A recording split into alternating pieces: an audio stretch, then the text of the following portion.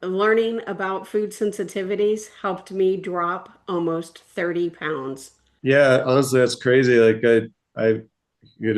yourself, we're gonna get into the topic a bit more, but yeah, that's the craziest way I think I've ever seen somebody lose like 30 pounds in my life, which it's not completely on my radar, but I've never seen that much. And for the listeners, like your diet was immaculate, aside from those food sensitivities like that you were trying to figure out. Um, so I guess I wanted to clarify that because while your eating consistency was really good, you weren't overeating. You were doing all the right activities. You were lifting weights. You were doing cardio. And still, the weight was actually steadily, slowly increasing, not decreasing. Right. And you would get rid of food, and we would see sometimes a couple of pounds drop. Welcome to Integrative Approaches and Healthier Living, a collaboration of Living Life Now and Bush Health Coaching, where we have conversations for living well. Hello and welcome back, Chris. Integrative Approaches and Healthier Living.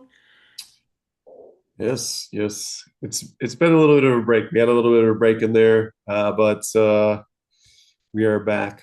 We We are back and we are good. Strong. yes. We So are strong. yes, Hey, at hope least we're so. both feeling well, so that's positive. Yeah. Yeah, definitely. Definitely. Yep. So today we're gonna rebrush on I guess we could say an old topic, you know, a But topic. it's still a topic that requires maintenance on a daily process for Yes, both of us. absolutely. Yeah, For both of absolutely. us. And what would that topic be, Chris? I thought you were gonna tell us Okay, the food craziest way you, sensitivities. Food yeah? sensitivities. Ugh, Yes. daunting, daunting. But hey, you know what? Unbeknownst to me, learning about food sensitivities helped me drop almost 30 pounds. What? What? Can you Yeah, believe that's such a it. thing? Yeah, honestly, that's crazy. With yourself, we're gonna get into the topic a bit more, but yeah, that's the craziest way I think I've ever seen somebody lose like 30 pounds in my life, which it's not completely on my radar, but I've never seen that much weight That loss. drastic. Yeah, not with food sensitivities, but it's pretty wild, definitely wild. hmm Yeah. And So it was a tough pill to swallow, no pun intended, as it relates to food. Learning that I couldn't eat certain things anymore, but yeah, I'm good with it now. yeah, absolutely. I mean, yeah, I remember when we started that journey, the big thing when you started that journey, the weight loss was not part of the goal. The weight loss was something that was nice, but the main focus was just helping you have energy and helping you function better, um, and you know, generally overall feel better, not wake up with headaches and such. Exactly, exactly. Help reduce the brain fog, help me prevent from feeling like I needed to sleep for 4 hours Right, every afternoon, even after an eight right, hour night's sleep. right. Yeah, focus was a big thing, and just zero energy. And yeah, Hmm. it's Hmm. interesting. And Yeah, and you know, also because for me, I've learned now that, when you get a sniffly nose or your nose starts running or you start coughing, it's specifically shortly after you eat something, that it is for those that have food sensitivities directly related. And I know you have right, your own absolutely. little food experience you're going to share Yeah, with us too. yeah, absolutely. Yeah, I can share a little bit more about that today. But just to kind of back up a wee bit, I remember during that time, just to bring us back to where we were chatting, that you know, also at the same time were a little bit disappointed because your weight had been higher than it's ever been, in your life. I mean, now you're hovering between like 129 pounds, 132 pounds. But at that time, there was times when you were what, 154 pounds, if I remember 100, correctly. yeah, I think my max was 159, Yeah, which for a 5'4" person is not ideal, I don't believe. right. I'm not But claiming to be an expert in the BMI department, but it didn't feel good. We'll just say that. no, no, absolutely not. The interesting part was is what I saw, what you saw is the more we were able to help you get these foods that you were sensitive to out of your diet, even though, by the way, for the listeners, like your diet was immaculate aside from those food sensitivities like that you were trying to figure out. Um, so I guess I wanted to clarify that because while your eating consistency was really good, you weren't overeating. You were doing all the right activities. You were lifting weights. You were doing cardio. And still, the weight was actually steadily, slowly increasing, not decreasing. Right. And, it didn't matter if we were taking calories away or what was going on. It just seemed like nothing really had an impact of Mm-hmm. dropping the Mm-hmm. weight.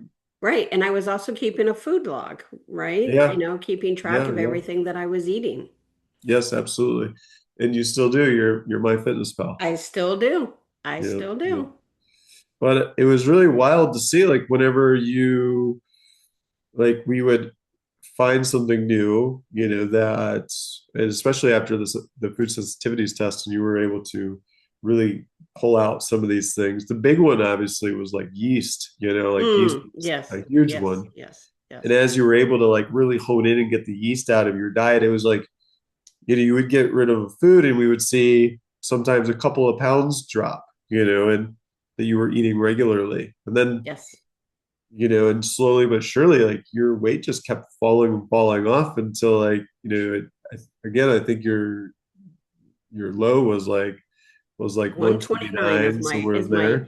is my current record low is 129. Yeah. Yes.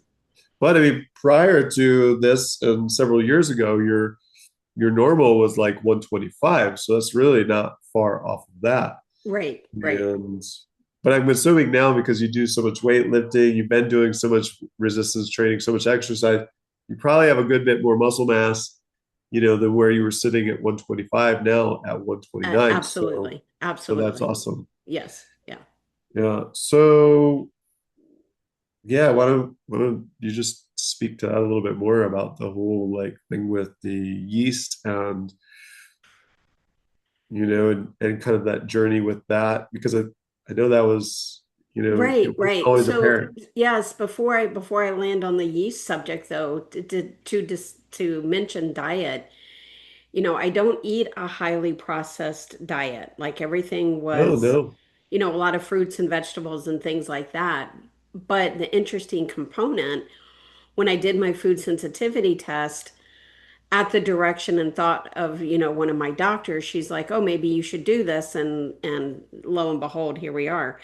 But things like all the cruciferous vegetables, right? So your broccolis, your cauliflowers, kale, things like that that I was eating consistently because one would think those are a healthy. healthy food item for you, right? Right, Tomatoes, things of right. that nature. And to learn that the healthy things I was eating, even nuts, right? Like the Yeah, yeah. pistachios and the cashews, because with taking Trikafta, I have to have a high fat diet. So I was eating the nuts, nut butters, things like that to help with that high fat diet. But then when I learned that those food items were causing an issue, I was like, whoa, okay, now I need to figure out what to do. And as I moved through that journey, I eliminated all of like the high level things that were easy to come off the list. Garlic, Right, onions, broccoli, those types of things. right, But then if you recall, I was still struggling, right? So right. I had the list printed out. It was on the refrigerator so I could quickly reference if there was a brain fog item, because there was a lot of spices on the list. And I'm like, I'm not moving. I'm in a plateau with this weight loss, right? And I looked at the list very intentionally and I said, what am I missing on this list? And that's when the yeast jumped out at me. Yeah, I remember that. And I didn't think of I saw yeast on the list, right? And I'm like, okay, I don't eat that. I don't eat bread, so no big deal. Well, lo and behold, when you start reading the ingredients in your foods, it's amazing Right. how much yeast you will find listed as an ingredient. But also included in that yeast is like the soys, the vinegars, Hmm. things that are fermented. So it was very eye-opening and a Well, I great think the learning other thing to, experience. on your case too, is well, yeast is so naturally occurring. It's just if, like we've talked, if you even leave fruit too long, if your Exactly. fruit is overly ripe, it's going to be on the surface and it's going to cause a problem for somebody who has yeast sensitivity. Hmm. Hmm. And again, back to the good foods, right? The fruits, the berries, things like that. Right, Grapes. Yeah, no. right. Yeah, yeah, absolutely. I know myself, just to speak to mine, mine hit me later in life. I was probably 38 when, Okay, later in life, Chris. Really? yeah, well, This because was my sometimes, 50s, so there we go. well, I mean, truth be told, like a lot of times we start seeing these things pop up. And part of the thing with yours, we can get into that in a second, and that's, something else, but we'll touch on that in just a sec. But we start to see like, especially like mid 20s, start to like early 30s, where people really Or even are even in manifesting children like these too. things. Yeah. And sometimes younger, sometimes they go undiagnosed whenever kids, are younger. Um, Okay, my apologies. Back to your 38. I didn't mean to no, interject and no, but interrupt you. I mean, for the most part, most of my life, I didn't really have any, at least my body masked it well, maybe because of higher hormone levels or whatnot, that I didn't really ever have such an issue that I knew of. But when around 38, I noticed, okay, like certain things, my skin started having, I don't want to say certain things because it was off my radar at the time, but my skin would start getting like, really flaky, dry skin, red patches on my skin in various areas of my body. And Like I an could tell like, eczema kind of a thing. well, exactly like eczema, and I could also eventually start telling like it would affect my hormone levels and things like I would get depression symptoms. And after kind of, doing some testing and such, I found like things like tomatoes are a big one for me. Peppers, a lot of peppers vary. Some are high ticket items, some are low ticket items, but like things like black pepper just destroy me. And nowadays, lemon juice. And also, this is an interesting one that's popped up more recently that I've been able to figure out, but it never like really appeared on any sensitivities, testing, which is so I can handle pour over coffee without any problem. But if I have espresso or if I do a French press, I do have problems typically. And it doesn't seem to matter what brand or what style the coffee bean is roasted. So that's been a very interesting development recently. If I stay away from those things, I feel much better. I don't have the depression symptoms. Definitely my skin's fine. Like, Your so skin's happier. much happier. So that's, I guess, my own personal thing with that one. But to bring it back to you, like the craziest way that you ever lost weight, we totally were searching for something else entirely, and that it was really kind of interesting to see that. Well, hey, once we started to slowly help you get the yeast out of your diet, find all the places it was hiding, your weight just kept dropping and dropping and dropping to where you're at now. Yes. And then the brain fog and the lethargic, situations and all of it, all of it, all the things, as we like to say, all the things finally started to balance themselves out. And I don't want to say disappear because it's a it's an ongoing journey, and you have to be process. mindful of what you're eating, and it really limits the ability to eat out and you Right, know do those kinds of things. But yes, right. yeast was the probably number one culprit for me on Yep, top of yep, everything else. yep. And yes, Absolutely. I've tried to incorporate some of those other items back in, and I can eat some of them, you know, in tiny, tiny bits, but not Right. not anything like I was doing. Yeah, absolutely. Well, it was like one of those things we wanted to dive back into this, because summer season's coming up. And another reason we really wanted to chat about this as well, where was the majority of your weight being held? Oh, lovely in the middle. Hmm. Right. And it's bikini season, right? And the thing is I know so many women complain about bloating. They complain about, like their midsection. And sometimes hmm hmm you're looking at it and you're like, for example, when we would look at your progress photos, it didn't look like you were fat. It looked like you had like say like a lot of fluid or a lot of, like hmm because for the hmm most part your Water stomach was retention. hard, water Hmm retention.